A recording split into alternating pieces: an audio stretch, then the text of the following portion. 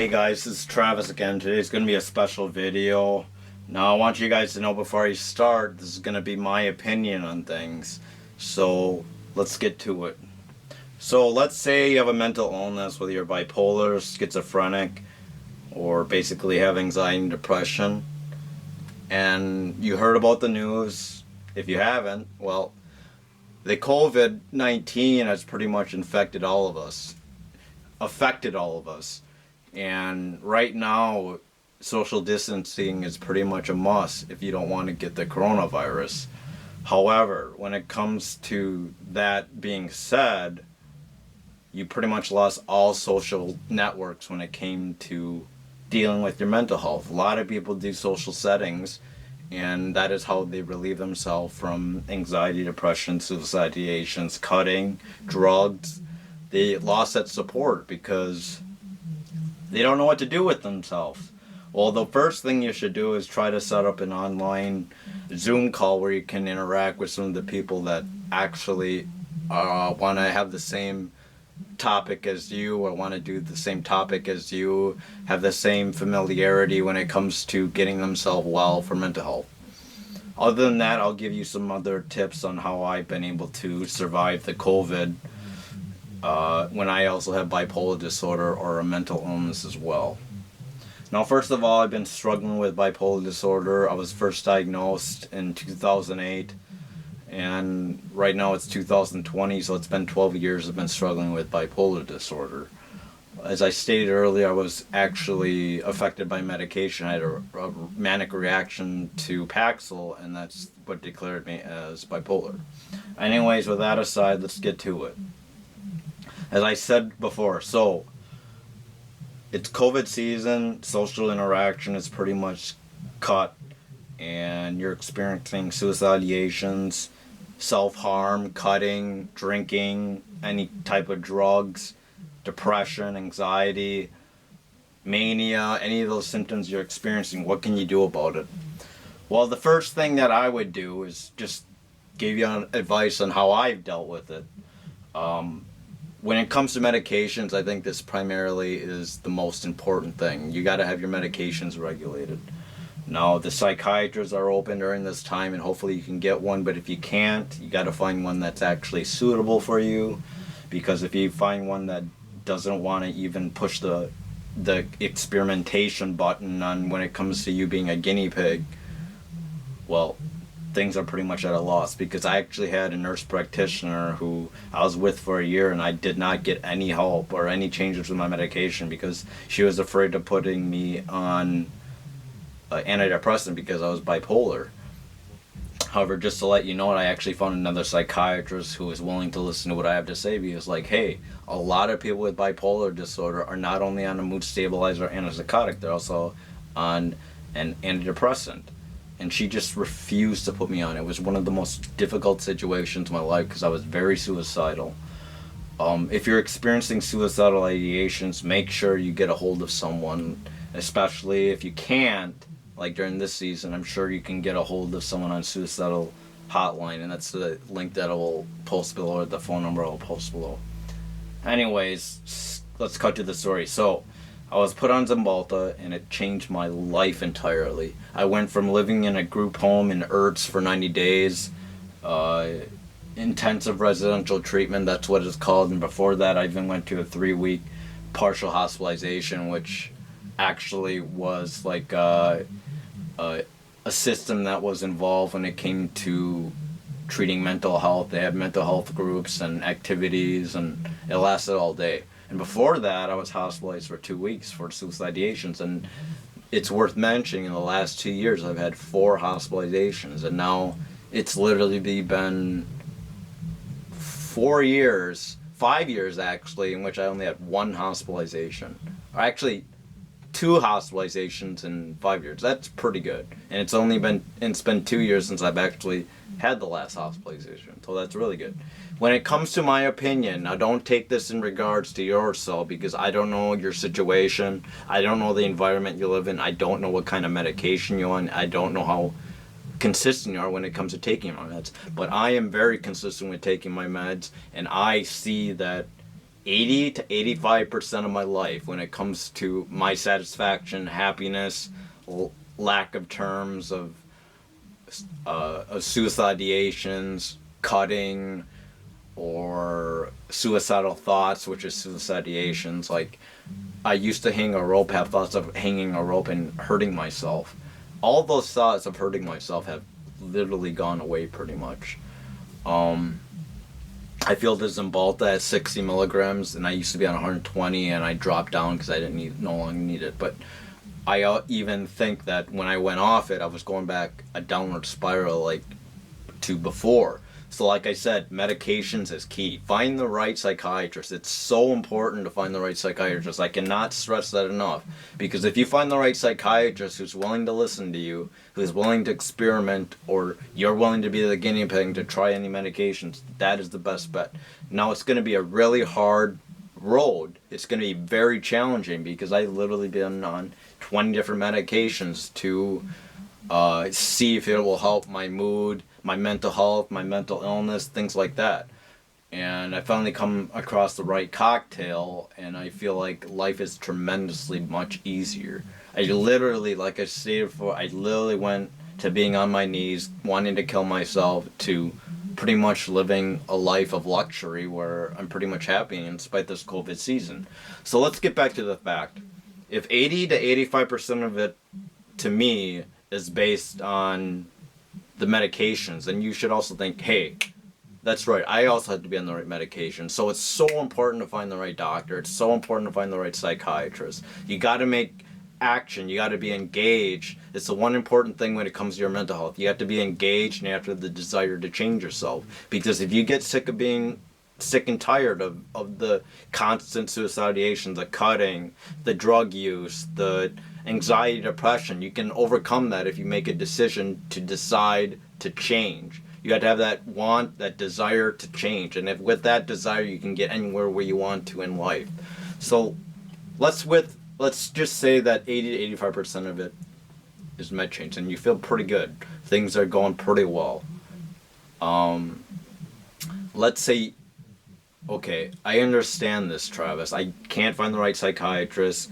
I don't have the right resources to do it. I can't afford it. So what can you do next? I think the number one thing is to keep yourself busy. You have to have a routine, whether it's volunteering or doing type of job that might keep you busy. I know it's really, really tough. You have to do a cost analysis if you think it's beneficial to expose yourself to get the COVID or infecting others. You got to be very, very careful. And I would assume whenever you go in public, always wear a mask and wash your hands daily or ritually even. In spite of that, so let's say you don't want to volunteer and you don't want to work because you don't want to be exposed to the virus. So what the hell else can you do? Well, let me just base on the facts on what I've done with my life. I'm very passionate about music. I have a passion for working out, exercising, and I have a passion for art. So I've done all three basically while being here isolated in my home from the COVID. My daily routine is I sleep at 11 or 12 a.m., 11 p.m. or 12 a.m. to maybe 11 or 12, and it differs from 11 a.m. to 12 p.m. It differs every day, but mostly that's kind of regulated. So I sleep about 12 hours. I get up. I either work on an Adobe Premiere video, which is video editing, and then I also compose music for like 3 or 4 hours, and sometimes even 6 or 8 hours if I don't decide to work on working out basically. So that consumes like a lot of my time, and then I work out to an hour or two after that. I only eat one meal a day, so I literally lost 40 pounds in the last year because of my strict dieting. There are three things when it comes to you being engaged to beating this COVID situation. Number one, you have to have the desire, okay? You have to be willing to want yourself to do something. Like I said, when you get sick and tired of doing nothing, or you're sick and tired of having suicidal thoughts, depression, anxiety, you might want to be able to force yourself to do something. Maybe this video caught your eye and you want to find a way to help your situation. So you have to have the desire. The next thing is you have to have the right diet. Now, mental diet is what I want to explain. It. Diet is also physically if you want to be exercise. You have to have the right mental diet, like the right mental health. You have to think positive, which is very hard to do, but if you're on the right medications, actually really isn't that hard. You have to also have the positive outlook. If you're not in the right situation, like I would say mental diet, for instance, the wrong relationship, the wrong social setting, bad habits like cutting, self-harm, alcohol, drugs, self-injurious behavior, suicidal ideations. Now, I used to have a lot of suicidal ideation. That's the one thing that I felt like I had to go to DBT. I had to go to dialectical behavioral therapy. I had to be at an ERTS. I had to be in a 90-day program living with someone that knew professionally what to do when I'm dealing with something like this. I went from that to living on my own, doing things independently, getting out in the world when I have to, and staying mentally healthy and pretty much happy throughout the last year or two. I've done exceptionally well. So if you want to repeat this, you have to realize it's first desire, the right diet, which is the mental diet, like thinking positive, the right situation, put yourself in the right situation, the right environment. Now, you don't want to expose yourself to like a vulnerable, you're a vulnerable adult or a vulnerable child. You have to realize that your mental illness is going to impact others, and if they have a mental illness, it's going to impact you. So you have to learn to respond instead of react. You got to respond to a situation. If you react, like, react is a bad word to me because it feels like reacting versus responding is much more difficult and challenging to live with because it involves emotions and not logic. So you have to avoid stressful people. You have to avoid people that put you down. You have to avoid people that are literally hurting yourself when it comes to your mental health. Now, I was recently exposed to someone with borderline personality. It was the number one thing that killed me in terms of my mood recently. And I actually had to get a med change because I just couldn't deal with this person. It would always set me off. She would get set up, I would get set off. She's both I'm mentally ill, I'm bipolar, she's borderline, and it just would not stop until she just pretty much, these people have to be cut from your life. So you have to have the right mental diet. You have to be in the right social situation. You got to put yourself in the right situation, and you got to be willing to put yourself in the right situation. So there's desire, diet, and the last thing is discipline or determination. You have to have the right determination and the discipline to actually achieve the goals you want to do. If you have a want and you really, really want to achieve it, you'll do anything it takes to achieve that goal. Now, bad habits. You can develop good habits if you keep it long enough. So I used to not want to work out an hour or two every day for 5 days a week for an hour or two a day. That's happened the last overextending a year. And I've literally lost 40 pounds, and I'll get into it later, but this is a video on the COVID season, how you can defeat it. So, as I stated earlier, it's desire, second is diet, and third is determination and discipline. The discipline is so important because it makes you have a routine. Having a routine is so much more important. So people who work all the time have the discipline because it keeps them busy. Let's say busy, you have these social engagements you can no longer do or work you can no longer do. You have to have some type of thing, and I always got into creative things like art and music. I've always had that a part of me, and I use that to leverage myself to get out of these states in which I literally do nothing. So literally I wake up at 11, 12, I do music for 3 or 4 hours, and then I might do video editing another hour or two, and then I work out for an hour or two. I eat, I take a shower first, that takes an hour or a half hour, and then I eat, which takes an hour, which prepares food. And like, diet's very important if you want to be mentally healthy too. So you have to have the right knowledge when it comes to doing this. I think it's also important to know that after this, there's downtime. You're going to have downtime. You want to find something to do. You have to have some type of an activity, whether it's reading.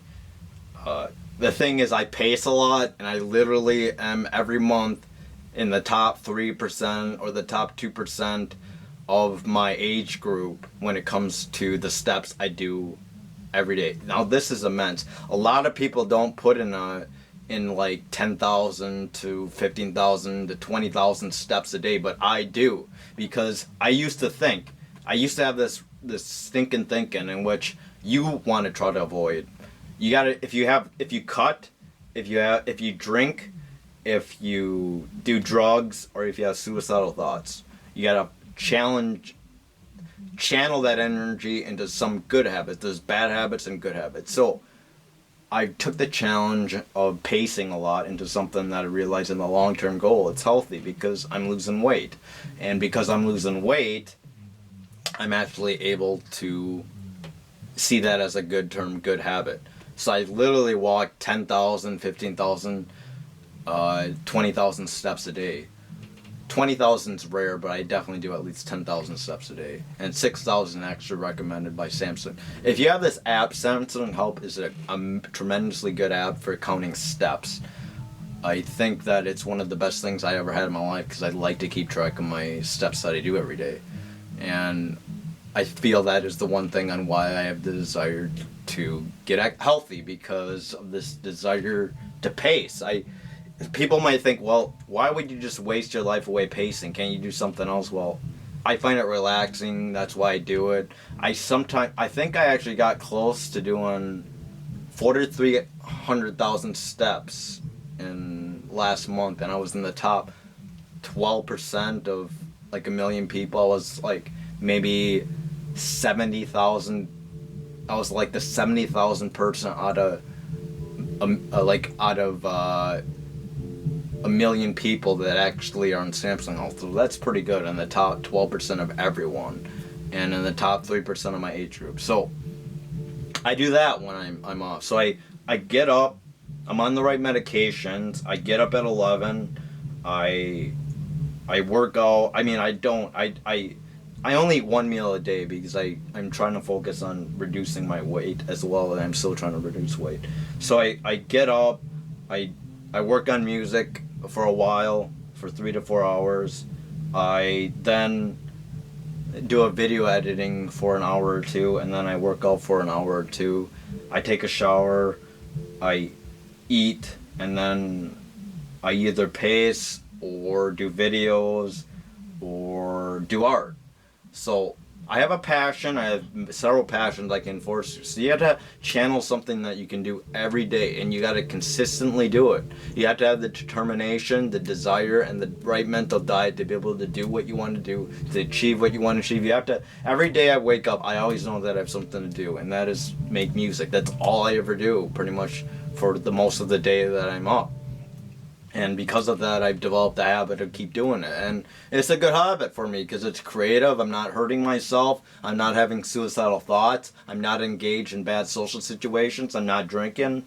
I'm not self-harming myself, like cutting. All these things is a good thing. You gotta have a cost analysis in the thing you do. So, for instance, if you're having suicidal thoughts, is that really good to have? No. You want to be able to curb those thoughts so you're not thinking of it all the time. And I literally do not think. I literally don't think of having suicidal thoughts every day, because I feel like I'm at my most healthiest. And primarily it was because when I was in social situations before, they would actually become drama heavy, and it would disrupt my mood. But every day it's been so consistent from Monday to Sunday that I'm actually doing pretty well when it comes to emotions. Now, you have to be very careful about introducing yourself to new social situations. And even that, having old social situation can be deadly for you, because if you react instead of respond, it's going to make you emotionally attached, and it's going to be a burden to you. So, unlike people, like social situations, you can control the creative output that you do. Whether it's you work on a piece of paper, you read, all your performance, yourself, your own performance that you do is all based on you, and only you has control of that responsibility. If it was social situation, you don't have that control. So that's the reason why I feel social situations are a little bit hard to do. You got to somehow be set boundaries if you do determine that. So to end this video, what can you do to help alleviate yourself from the suicidal thoughts, the bad habits, the self-injurious behavior. What can you do to curb those? Well, COVID season's very difficult, but I found several ways to get over it. And you have to have the right passions, the right willpower. Like, you have to have the desire. Okay, so you gotta have that biggest want. You have to have the biggest why and why you want to do it, and then you have to have the right diet, which is mentally speaking. You gotta think positive. You gotta have a willpower to want to do what you want to do, and you gotta stay engaged. It's so important. And the last one is determination and discipline. You have to continuously do it every day, and hopefully after a while things will get consistent and it will be a good thing. Now, bad habits are hard to cut. I know that, because when I was suicidal, I would always be suicidal, and I hated it because I just felt terrible. I didn't want to live anymore. And I literally was doing that every single fucking day. And once I got on the right medications, it was like that magic. I was a totally different person.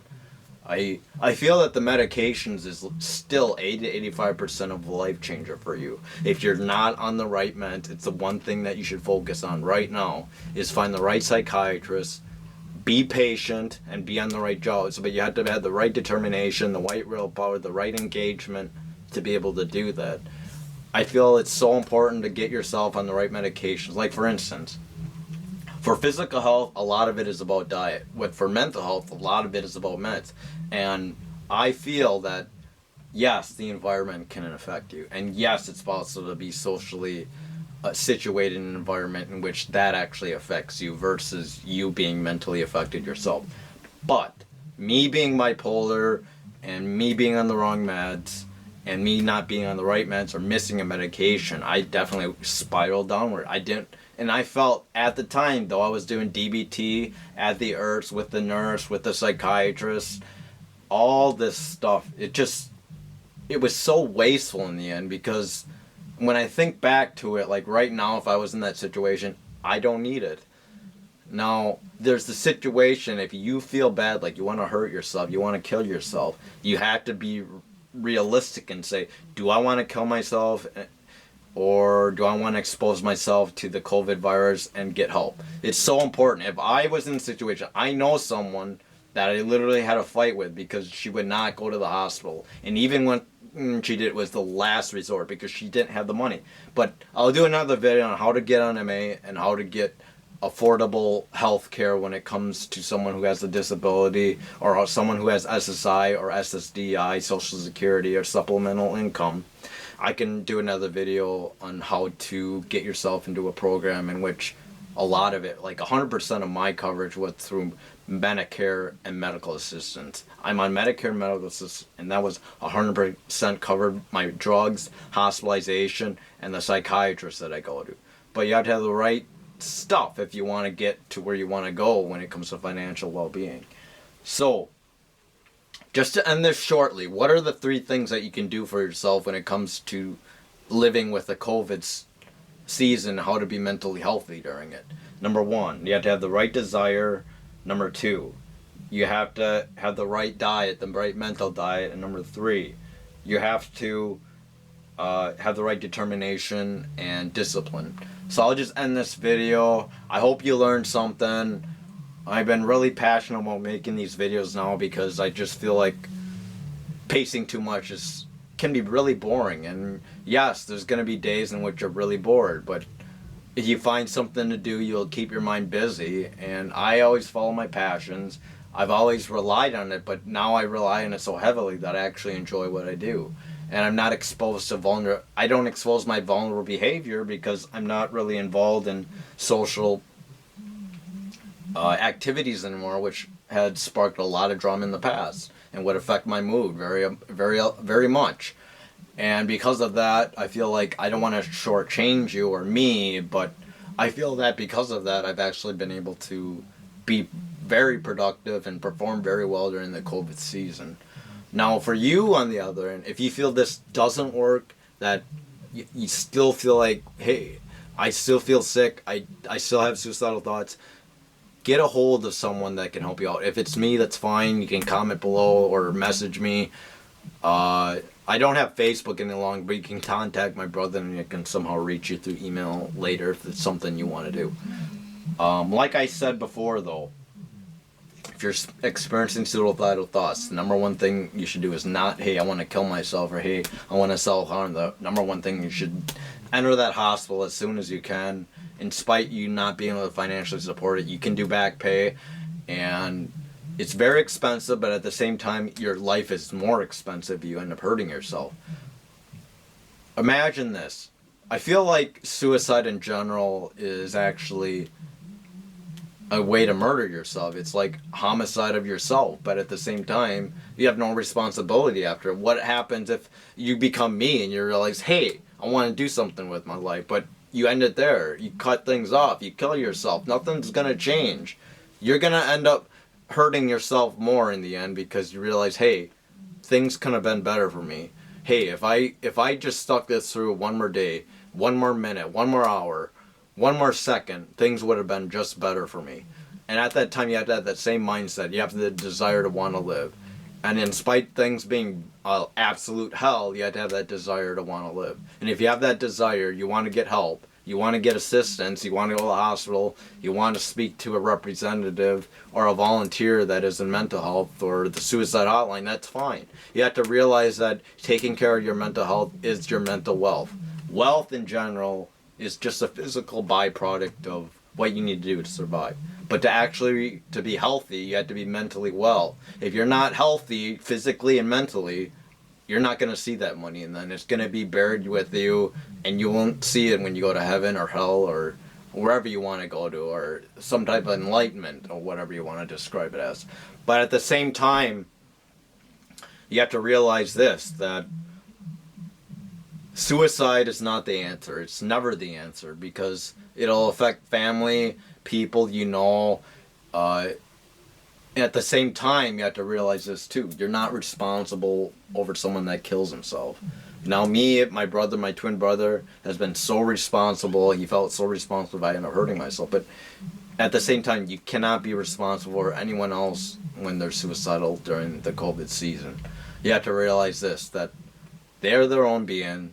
They have the will. If they have the willpower, you can direct them, you can guide them, but you cannot overburden them and say, hey, this is what you have to do or else you're going to die.